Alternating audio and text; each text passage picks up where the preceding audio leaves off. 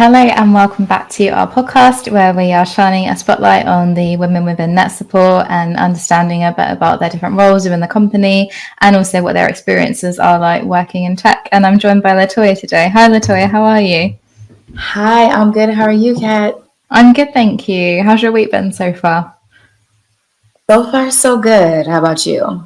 Yeah, same. It's still early though, so we'll see, but hopefully we can continue our week on up.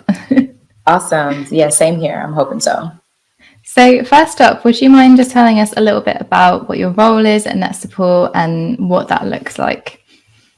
Sure. So, as a regional account manager with the sales team, I support companies with aligning their goals and needs with software solutions. Thank you for that, Latoya. And can you tell us a little bit about who you are outside of NetSupport?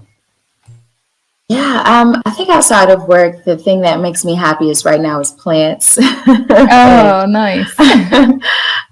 plants, caring for the ones I have, learning about new ones, Mhm. or just any moments I can take in nature, whether it's a little walk or just outside. I think plants and nature is just kind of like a place of peace for me. It's a little bit Mm, therapeutic, but it's also so beautiful, and I find it exhilarating to do nature walks or jogs every now and then too. So that's mm. probably my favorite thing right now. Oh, I love that. Have you got any particular favorite plants or maybe any like recent additions? Yeah, I would say my basil plant is probably my favorite. It's a Nice. gift that keeps on giving. Yeah. It has been through it, and it continues to thrive. And Mm. my fiddle leaf fig tree is doing quite well. I think I just got two new leaves that came through, Oh, so nice.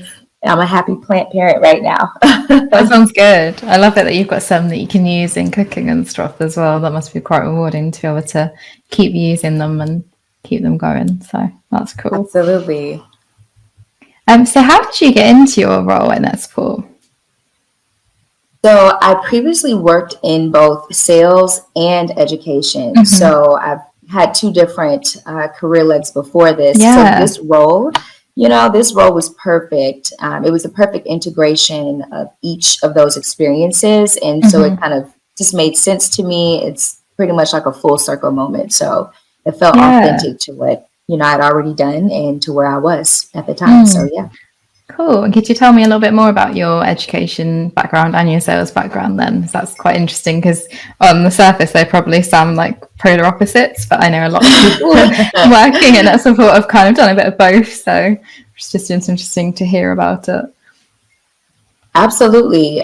They definitely have some similarities, I think more so than what people realize, because in both roles, there is a bit of teaching and learning that Mm. happens, whether you Yeah. are whether you're an internal or external stakeholder. So both of the roles definitely involved certain levels. Just for myself, in Hmm. any sales job, there's product knowledge that you have to learn.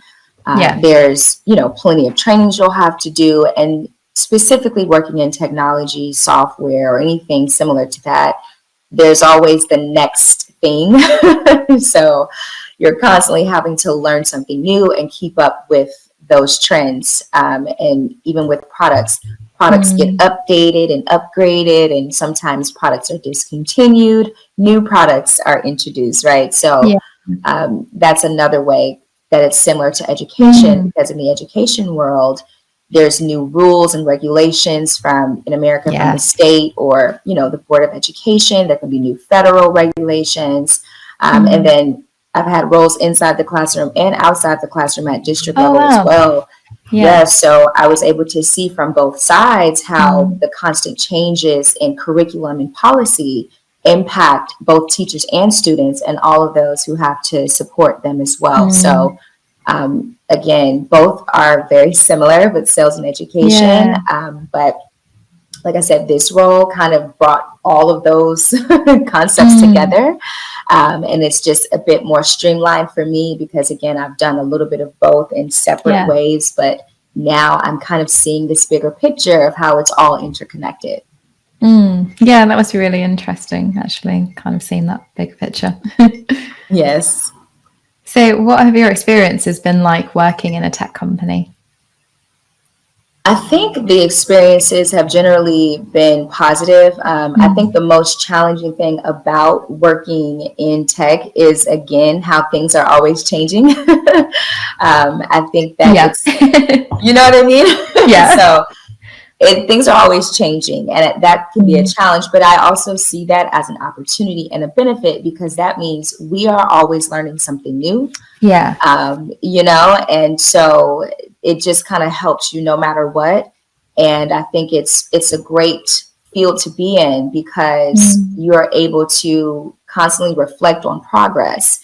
The progression of technology means that in some way there's been a progression within yourself, your skill sets, and things you've had to learn as well. And even looking at customers externally, you can see the growth in your customers as they expand their perspective on the needs that they have and how IT can support it. Yeah, definitely. It's really interesting how that can be both a benefit and a challenge, how Yeah. much it changes and can change really quickly and rapidly as well, like you're saying. Yes, So exactly. yeah, that's really interesting. And do you think maybe some of your experiences in teaching were quite helpful for that? Because obviously you said before, lots of things change in education all the time as well. Absolutely. Teaching is one of those positions, especially in the American public school system. It's one of those roles that I truly believe if you can successfully do that role for a few years, you can do anything. I love it. Become a certified superhero at that point. Yeah. Absolutely. I mean, there are so many obstacles and challenges, and you are almost fighting an uphill battle when you're in that role, just because of how things are structured. So it's very difficult. But when it comes to the change, yes, it definitely prepared me, because on a day-to-day basis, we would have to use nearly a dozen different systems, logging in to this site and that site and this site. Yeah, that's a lot.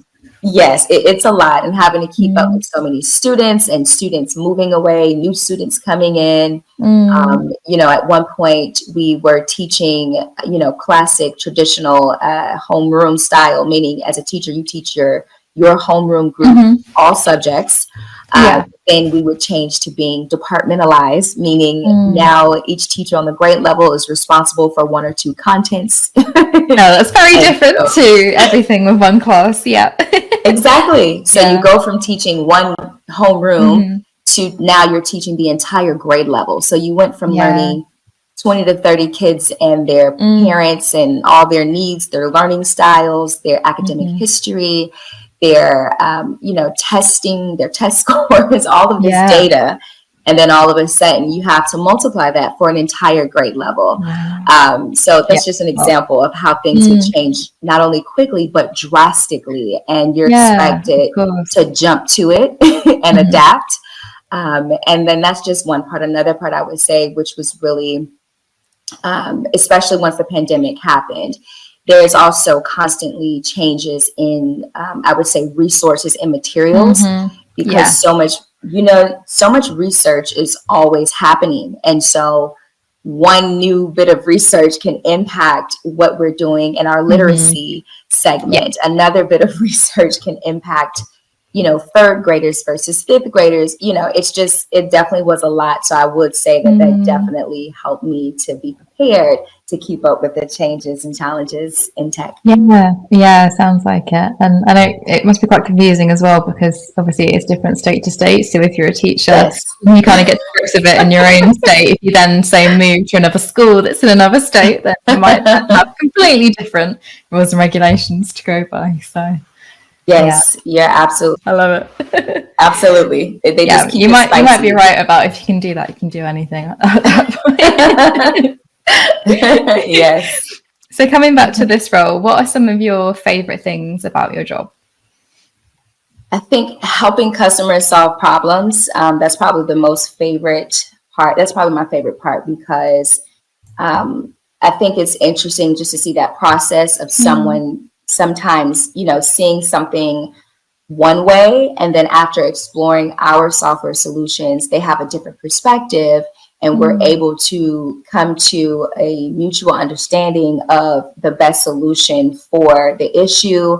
And sometimes it's not necessarily a problem. Sometimes they just have a goal, and they're trying to achieve something new. They're trying to add something to support, whether it's an educational customer who wants to support their classroom management, or if it is, it could be a law firm who just needs to offer training, or it could be, it could be a government organization who just needs some type of security, remote control support. It could be anything, but whenever we're able to support them with solving their issue or achieving a goal, that's probably my favorite part. And then even just hearing success stories, even if it's not my sales and my accounts, just hearing it from my teammates or hearing existing customers who were with NetSupport before I came on board, hearing their satisfaction with the products and hearing how they have been around for 20 plus years with NetSupport. That was a good success stories, right? Yeah, I love hearing that. So me too. Achieve the goals, solve the problems, the success stories, and the repeat customers. Those are probably my favorite parts. Yeah, I love the success stories. I hear quite a lot of them from managing case studies and things now, and it's really nice to be able to make an impact. I think especially because I worked in education before, so obviously it's really nice to make an impact for the corporate companies. But I've always got that little heart in education, so it's nice to see there's an impact for those schools as well. Absolutely, yes, definitely. So my last question really is just, what would you suggest to someone who maybe wanted to work in a tech company or someone who wanted a role that's like yours? Sure. I would say first and foremost, empathy and emotional intelligence definitely go a long way. That's something that, of course, was instilled in, my past working in education, of course, working with students and youth, wanting to support youth empowerment. It definitely starts with empathy and just being very considerate, having mindfulness of not only what you see in front of you, but what you don't see when it comes to, interacting with, whether, like I said, in education, it would be a student or a parent or even another staff member. But in this role with our customers, again, we support all sectors. So whether it's, a corporation or an educational institution or a nonprofit, government, etc., there's always more that folks are dealing with. And so just kind of being mindful, having the emotional intelligence and empathy to know that everyone is suffering with something, everyone is struggling with something, we all have challenges. So just trying to be, in tune enough to have that empathy, but also detached enough so that we're not, so that we're more so flowing in alignment with what's necessary instead of trying to force or push anything. I think when we're empathetic and open-minded, we support that. That's the first thing. But I would say in addition to that, which is more internal and supporting the external, I would say with the work itself, systems, processes, and continuous learning are critical. You definitely you're going to go through trainings and you're going to get your product knowledge, but ultimately it's up to you to create healthy habits, to organize yourself, organize your thoughts, organize your work, and come up with systems that work for you, processes that work for you, of course, in alignment with the goals and processes of your team, your department, your company, etc. And continuous learning. Again, there's always something new happening in tech. And there's, all sorts of free webinars and trainings. We as a company offer free webinars too. We do, yay. We have our podcast, our, learning hub. But whether it's the internal opportunities to learn or the external, some of our customers, offer plenty of resources and opportunities to learn as well. And we have certain partnerships as well to where we can take advantage to learn. And then, of course, even in the media, reading certain news outlets that are specific to tech or websites or blogs, Twitter, LinkedIn, etc. The continuous learning, I think, is also very important. Yeah, no, thank you, Latoya. I think those are all really good points, and I really like how you led in about empathy as well. I think that's a really important skill for so many roles, and like you say, we don't always have the full picture of what's happening across the different sectors, so it's good to have an open mind and really focus in on that understanding. Brilliant. Well, thank you, Latoya. It's been lovely having you on, and I really appreciate your time today. No problem. Thank you for having me. I appreciate you as well. Have a good one.